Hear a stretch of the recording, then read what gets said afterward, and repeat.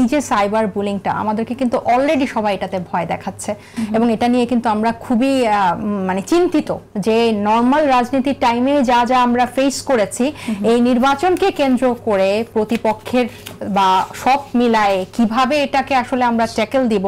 অনেকের জন্য প্রথম জাতীয় নির্বাচন হবে, এত বড় একটা এক্সপোজার, এখান থেকে কিন্তু সরকারের সুনির্দিষ্ট কোনো নীতিমালা এবং পদক্ষেপ থাকা উচিত। সাইবার বুলিং এর ক্ষেত্রে নতুন করে কোনো উদ্যোগ আসলে এখানে বা আইন করা উচিত কিনা?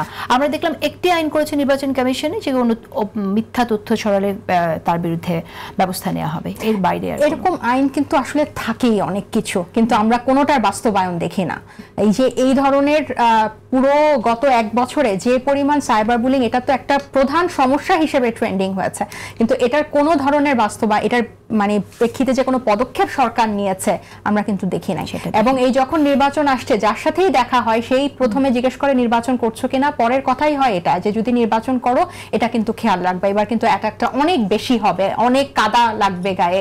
মানে এই যে এই পরিবেশটা যে তৈরি হচ্ছে, কারণ আমাদের বা আমার ব্যক্তিগতভাবে দৃঢ় বিশ্বাস এই জাতীয় নির্বাচন থেকে কিন্তু এই যে নারীদেরকে দেখা যায় না, এই জিনিসটা কিন্তু ভাঙতে শুরু হবে। প্রচুর নারী কিন্তু এবার জাতীয় নির্বাচনে অংশগ্রহণ করবে। মনে হয় যে সাধারণ মানুষকেও সেই জায়গায় একটু এগিয়ে আসতে হবে, যাতে সাইবার বুলিং এর কারণে যাতে কোনো নারী এভাবে দমে না যায়, তাদের পাশে আসলে এবং সরকারের থেকেও কিন্তু কঠিন বা কঠোর একটা পদক্ষেপ অ্যাটলিস্ট নির্বাচনকালীন রাখা উচিত।